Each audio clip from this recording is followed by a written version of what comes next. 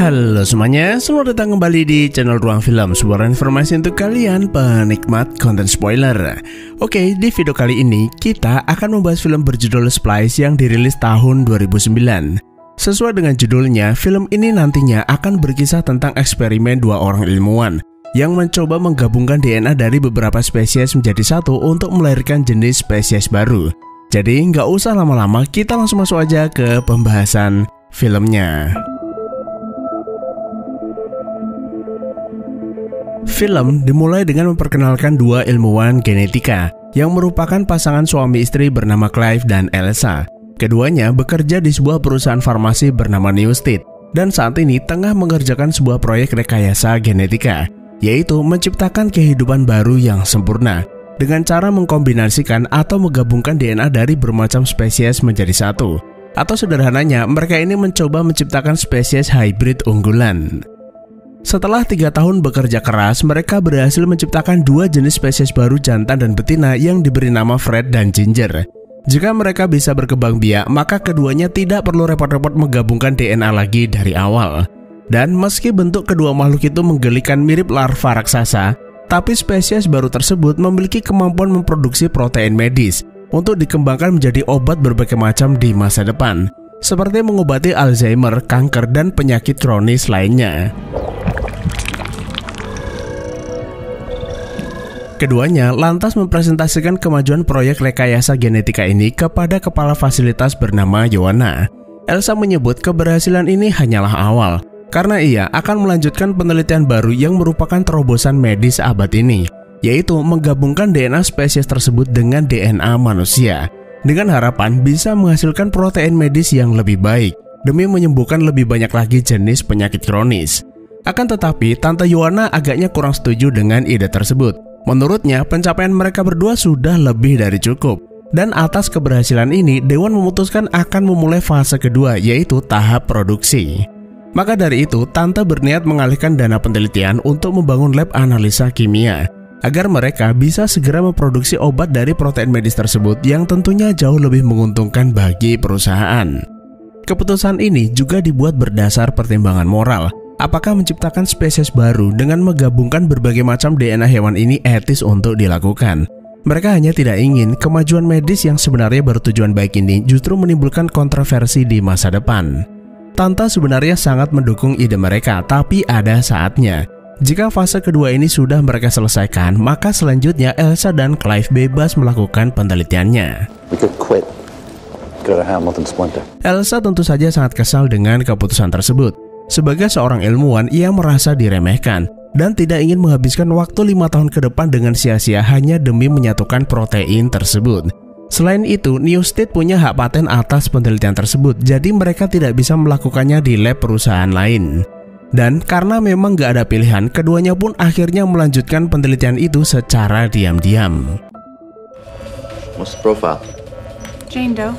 Tak lama setelah Elsa mendapat donor DNA manusia dari seorang wanita sehat secara medis dan hereditas, Elsa dan Clive memulai proyeknya. Keduanya menggabungkan DNA manusia tersebut dengan beberapa kombinasi DNA hewan yang mereka miliki. Hari demi hari, keduanya bekerja dengan sangat keras. Namun ternyata menggabungkan DNA manusia dengan DNA asing sangatlah sulit. Sudah puluhan percobaan mereka lakukan berujung pada kegagalan. Hingga pada akhirnya, keduanya pun berhasil menggabungkan DNA manusia tersebut dengan kombinasi DNA dari salamander, kanguru, burung, kuda, dan ikan pari. Awalnya, keduanya sepakat untuk menyimpan hasil penelitian tersebut karena mereka sadar sudah melakukan tindakan ilegal. Tapi Elsa malah membawa DNA itu ke laboratorium untuk ditumbuhkan menggunakan mesin inkubator buatan. Clive tentu saja melarang. Eksperimen ini menyangkut pertimbangan moral. Lagi pula, untuk apa mereka berhasil jika tidak dipublikasikan? Akan tetapi, Elsa bersikeras. Percuma jika mereka bisa menggabungkan DNA tersebut, tapi tidak pernah tahu apakah DNA itu bisa menghasilkan embrio atau tidak. Baginya, eksperimen ini sangatlah penting. Jutaan manusia sekarat setiap harinya, dan mungkin percobaan ini adalah kunci untuk menyelamatkan mereka. Dan apapun hasilnya nanti, Elsa berjanji akan memusnahkannya. Apa boleh buat, karena apa yang dikatakan Elsa ada benarnya, Clive setuju melakukannya. Setelah itu, mereka menginjeksi DNA tersebut ke dalam sebuah sel telur yang sudah diinseminasi di dalam mesin inkubator. Nah, sambil menunggu, keduanya kembali bekerja di lab untuk mengekstrak protein medis dari Fred dan Ginger. Seorang ilmuwan bernama Gavin yang juga adik dari Clive memberitahu kalau keduanya tumbuh sehat, dan sebentar lagi mereka pasti bisa menyatukan protein tersebut. Namun di lain sisi, Gavin juga curiga sebenarnya apa yang Clive dan Elsa lakukan belakangan ini di lab embrio. Clive menjawab mereka hanya sedang mengenang lab itu sebelum ditutup total oleh perusahaan. Check this out. Near the distillery. I fucking love it. Malam itu Elsa bilang kalau dia pengen pindah ke apartemen baru dekat tempat kerja mereka. Selain luas, mereka bisa menghemat banyak waktu perjalanan. Tapi Clive menolak dengan alasan masih betah di sini. Dan sepertinya apartemen itu nggak cukup luas untuk kehidupan mereka di masa depan. Apalagi Clive itu pengen punya 5 anak. Karena katanya banyak anak itu banyak rejeki. Perkataan suaminya tersebut membuat Elsa cemberut. Karena untuk saat ini Elsa tidak ingin direpotkan kehadiran anak yang bahkan belum ada. Intinya sih Elsa itu masih ingin leluasa melanjutkan karirnya. Lalu ia punya ide bagaimana jika setelah proyek ini berhasil mereka melakukan penelitian baru agar laki-laki bisa hamil. Yang tentu saja langsung ditertawakan Clive. Memangnya sejauh apa Elsa ingin melawan kodrat? Ilmu pengetahuan memang tidak terbatas, tapi bukan berarti manusia bebas melakukan apapun di luar batas moralitas. Sesaat kemudian Gavin menelpon. Ia memberitahu telah terjadi sesuatu di lab lalu meminta keduanya segera datang. Yang ternyata mesin inkubator itu rembes alias pecah ketuban tanda bayinya mau lahir. Padahal pembuahan itu baru 2 bulan dan sepertinya janin itu tumbuh dewasa lebih cepat dari yang diperkirakan. Karena itu Elsa akan segera mengeluarkannya dari dalam mesin sebelum mati karena tekanan.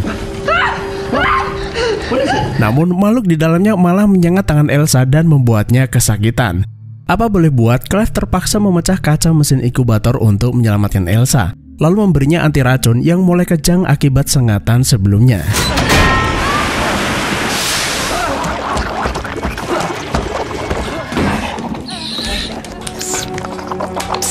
Saat melihat makhluk itu, Elsa dan Clive mengira janin itu cacat karena bentuknya yang tidak biasa, lalu menyimpannya di laboratorium.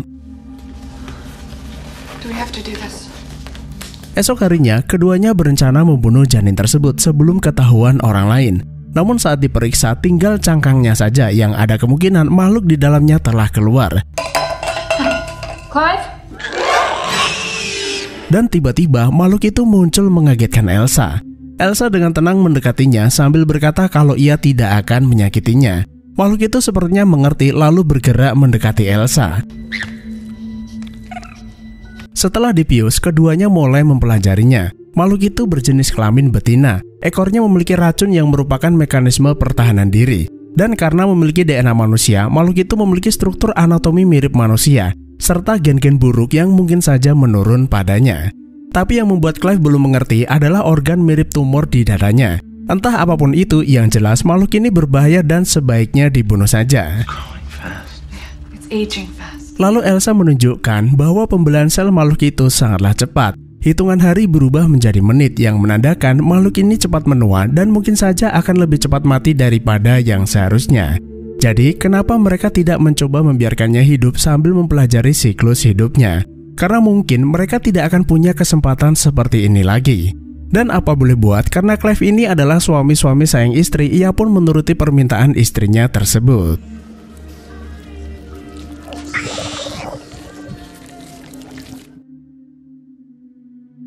Esok paginya di lab, Gavin melapor bahwa kadar estrogen Ginger menurun. Hormon yang biasanya banyak terdapat pada spesies betina, meskipun juga dimiliki spesies jantan namun dengan jumlah yang lebih sedikit. Kemudian di hari ke-7 sejak kelahirannya, makhluk hybrid yang diberi kode H50 itu tumbuh dengan sangat cepat. Apalagi keduanya memberinya makanan bergizi. Lalu di 1 bulan berikutnya, H50 menunjukkan perkembangan luar biasa. Dia menjadi lebih tenang, tumbuh 2 lengan yang membuatnya mirip seperti anak kecil, disertai peningkatan kecerdasan secara eksponensial. Bahkan ia bisa mengeja tulisan di baju Elsa yaitu nerd. Karena itu Elsa begitu antusias dan perlahan mulai dekat dengannya. Dan karena memang H50 lebih mirip manusia ketimbang binatang, Elsa memberinya nama Dren yang merupakan kebalikan dari kata nerd. Not very happy with the new directive issue.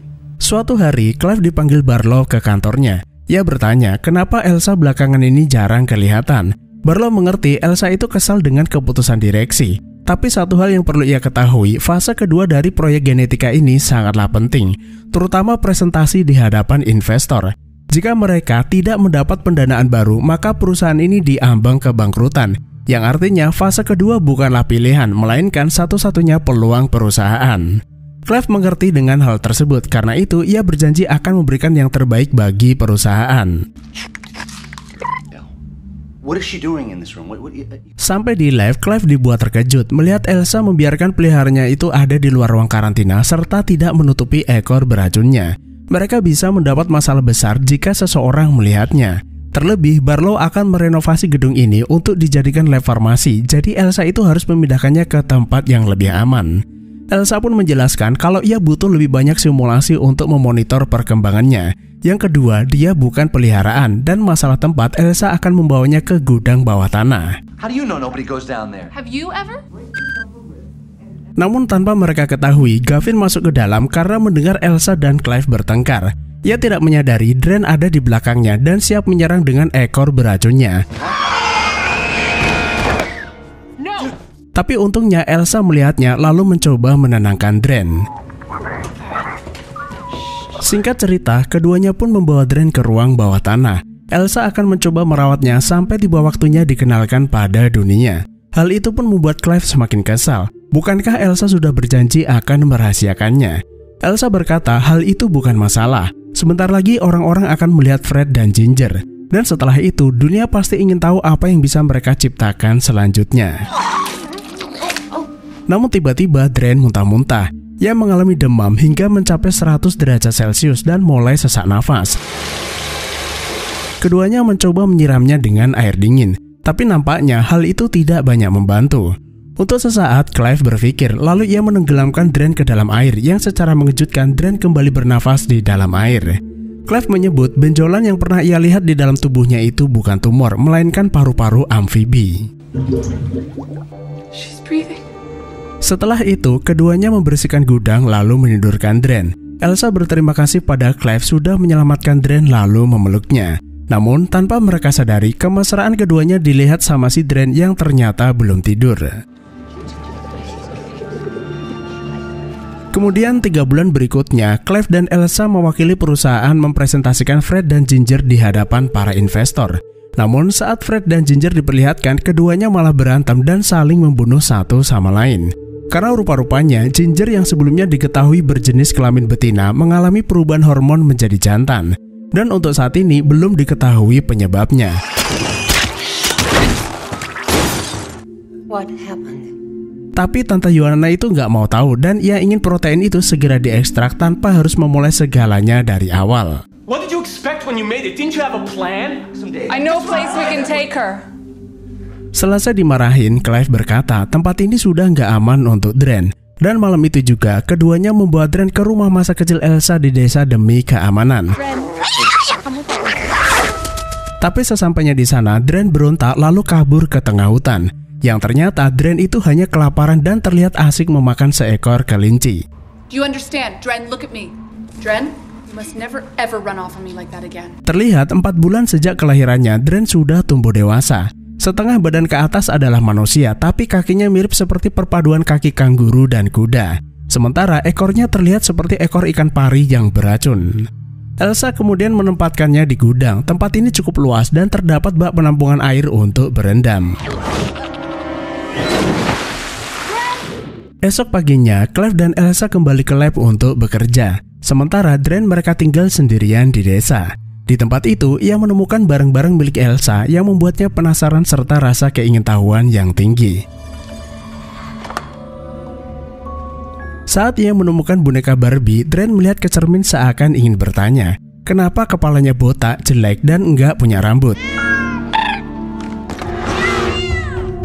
Lalu ia dikejutkan suara kucing yang membuatnya penasaran.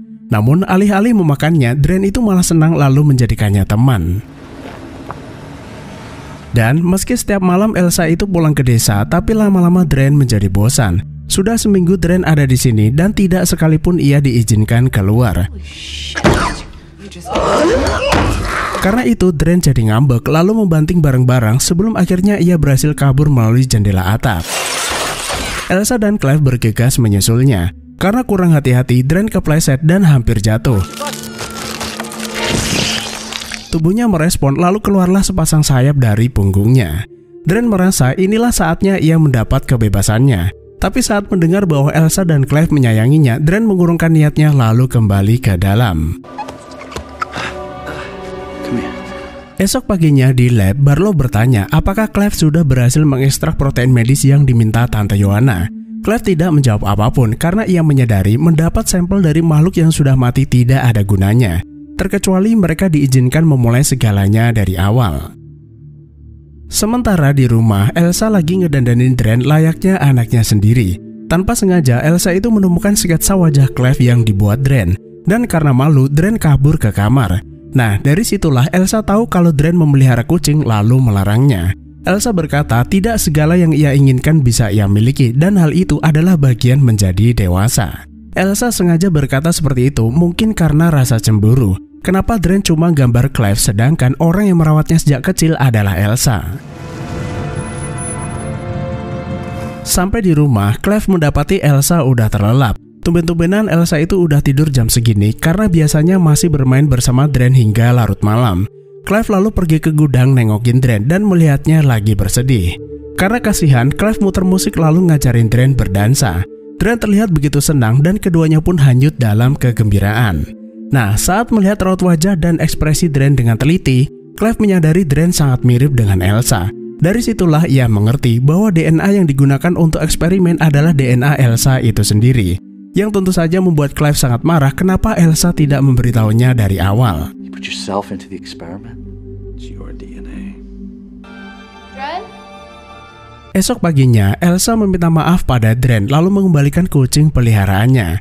Elsa berkata bahwa Dren dan dirinya adalah sama, jadi seharusnya mereka itu bisa saling mengerti.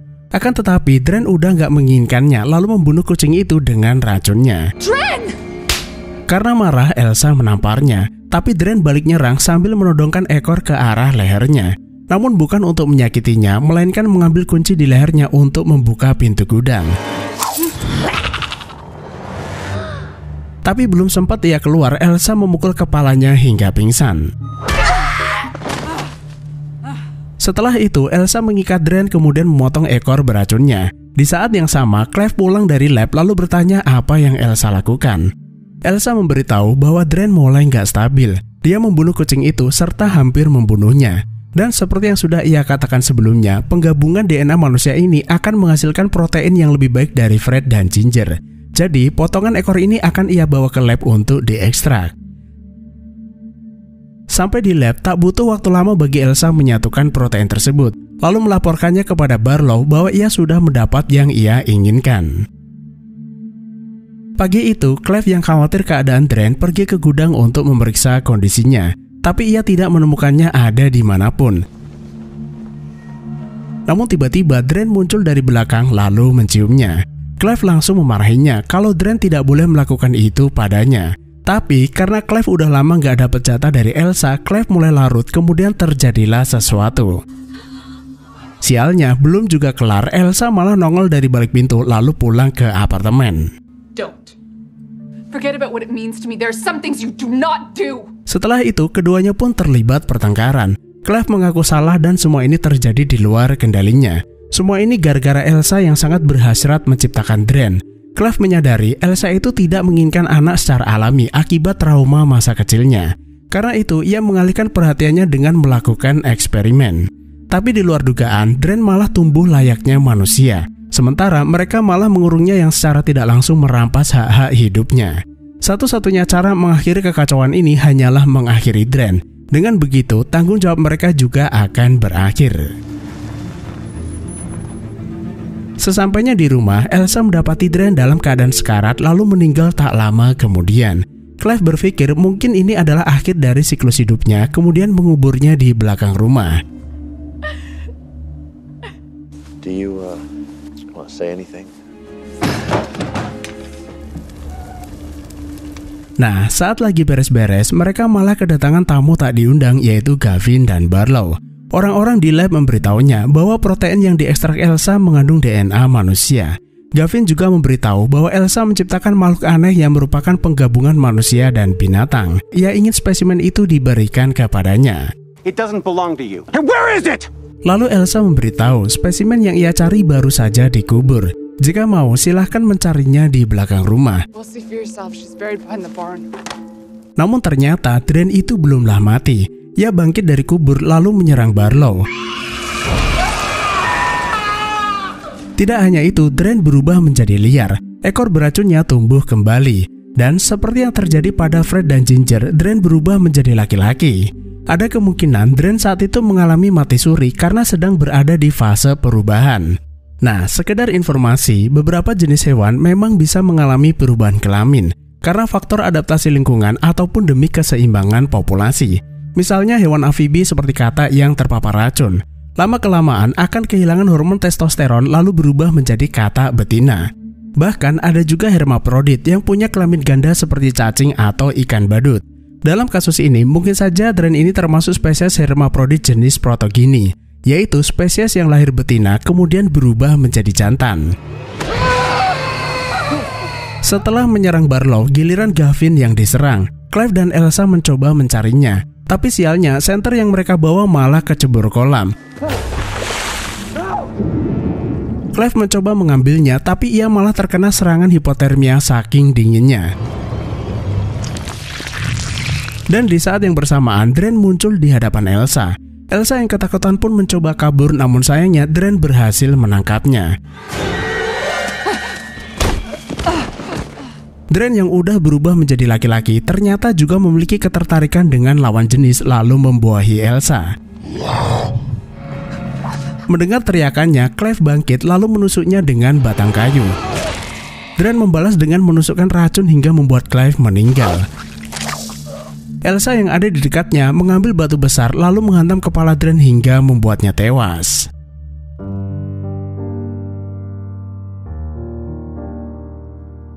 Dua minggu kemudian, pasca Elsa menjalani perawatan intensif, ia dibawa ke kantor oleh Tante Joanna. Sebelumnya, ia mendapat laporan dari Barlow bahwa makhluk bernama Dren yang ia ciptakan memiliki banyak senyawa unik yang sangat penting bagi dunia medis. Meski makhluk itu sudah mati, tapi harapan untuk mendapatkan protein itu masih ada melalui janin yang ada di dalam kandungan Elsa. Yang seperti kita tahu, Dren itu sebelumnya sempat membuahi Elsa. Dan meski baru 2 minggu, janin itu sudah tumbuh besar seperti janin berusia 4 bulan. Jika Elsa mau bekerja sama, Joanna akan memberinya imbalan besar serta membebaskannya melakukan penelitian apapun. Dengan catatan, Elsa merahasiakan hal ini dari siapapun.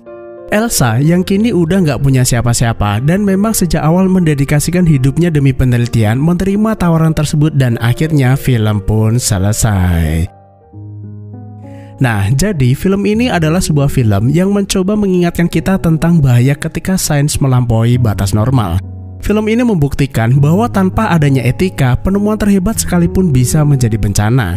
Karena setiap penelitian atau penemuan pasti memiliki konsekuensinya sendiri. Seperti penciptaan bom nuklir, senjata perang, ataupun cloning manusia dan hewan seperti yang Elsa dan Clive lakukan.